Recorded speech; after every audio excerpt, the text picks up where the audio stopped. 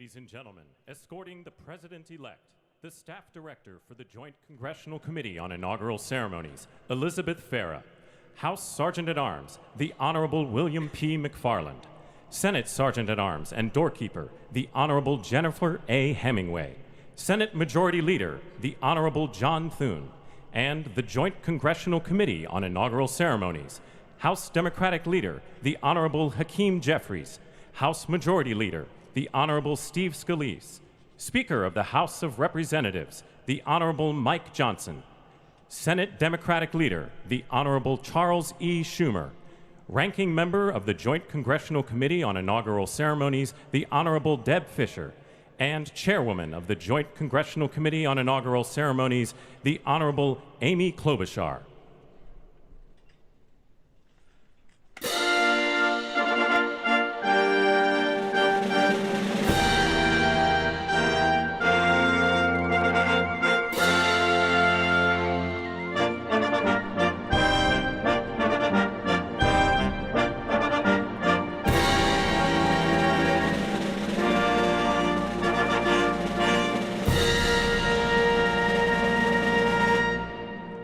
Ladies and gentlemen, the President-elect of the United States, the Honorable Donald John Trump.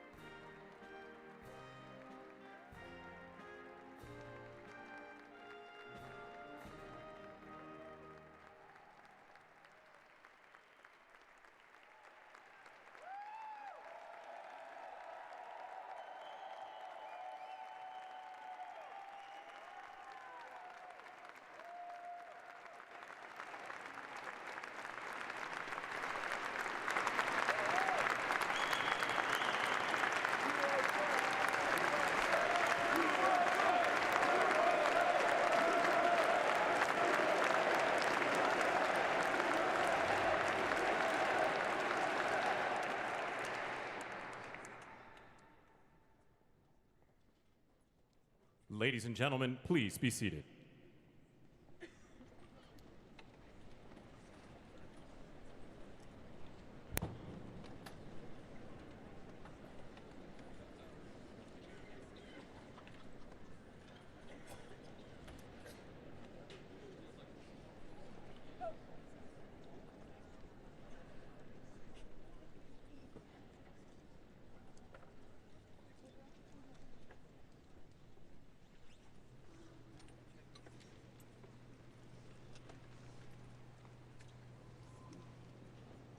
Please welcome the Chairwoman of the Joint Congressional Committee on Inaugural Ceremonies, the Honorable Amy Klobuchar.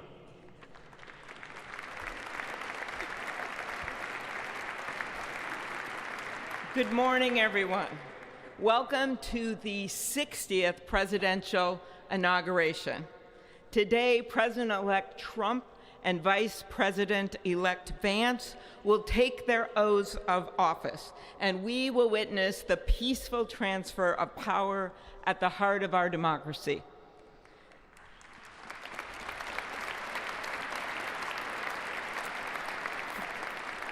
For the past year, I've chaired the inaugural ceremony committee, which includes the leadership of Congress from both parties. We thank the committee and Capitol staff and law enforcement who worked so hard over the last year, and especially the last 3 days. You've done a beautiful job, and you have shown grace under pressure.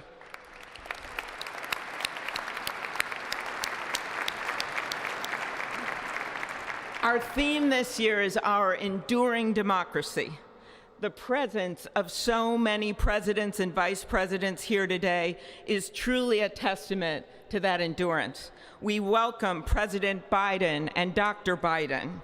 We welcome Vice President Harris and Doug Emhoff, President Obama, President Clinton and Secretary Clinton, President Bush and Laura Bush, Vice President Pence, Vice President Quayle and Marilyn Quayle. The justices of the United States Supreme Court are with us, all 9 of them I counted, and of course the Trump and Vance families. This ceremony marks what will soon be 250 years of our democracy. It is the moment when leaders, elevated by the will of the people, promise to be faithful to our Constitution, to cherish and defend it. It is the moment when they become, as we all should be, the guardians of our country.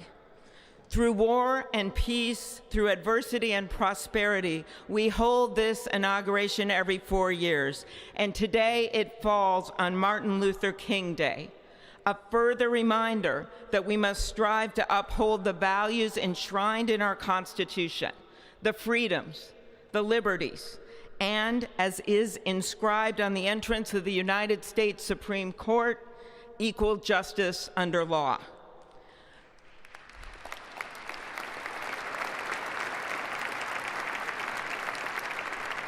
But what makes this moment more than a passing ceremony is all who are watching it across the country, the people of this nation, the ordinary people doing extraordinary things. President Kennedy, who at one point worked as a senator in this building and would often walk through this very rotunda, once said, "In a democracy, every citizen, regardless of interest in politics, holds office. Every one of us is in a position of responsibility." With that responsibility of citizenship comes an obligation not to seek out malice, as President Lincoln once reminded us, but to view others with a generosity of spirit despite our differences. With that responsibility of leadership comes an obligation to stand our ground when we must and find common ground when we can. With everything swirling around us, the hot mess of division, it is on all of us, to quote an incredible songwriter who just happened to be born in my state, to ensure that our nation's democracy is our shelter from the storm. There's a reason this ceremony takes place at the Capitol. In other countries, it might be in a presidential palace or a gilded executive office building. Here, it is traditionally held at the Capitol, the People's House. It is a fitting reminder of the system of checks and balances that is the very foundation of our government, 3 equal branches of government. That is how, for nearly 250 years, our great American experiment, grounded in the rule of law, has endured.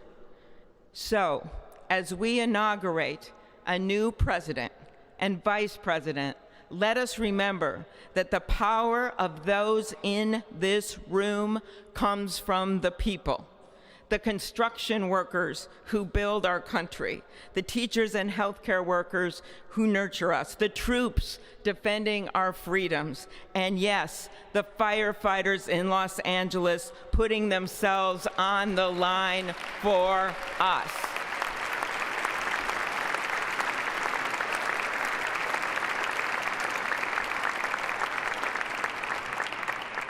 Our democracy's strength and grit must match theirs. May God bless our nation. Thank you.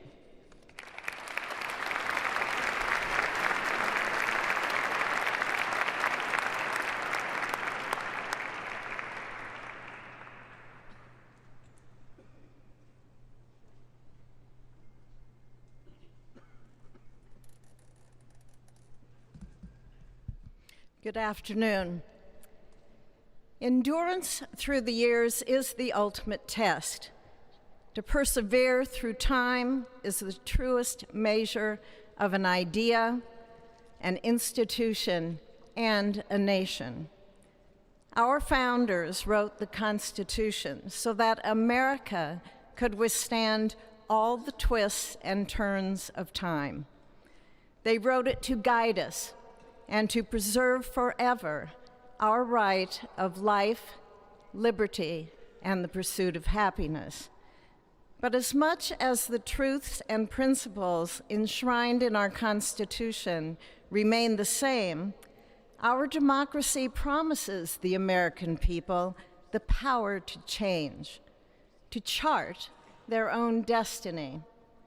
That's the beauty. That is the importance of democracy. It allows the endurance, the permanence of a nation through change.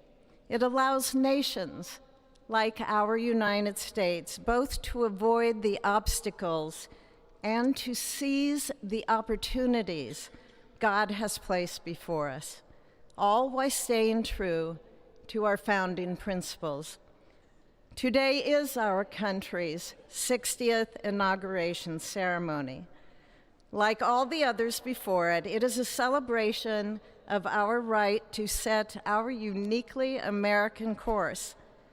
The past several years have been trying at times for many, many Americans, and also for the nations of the free world that we humbly strive to lead. In November, Americans chose again to steer this nation towards greatness, the secure, safe, and prosperous future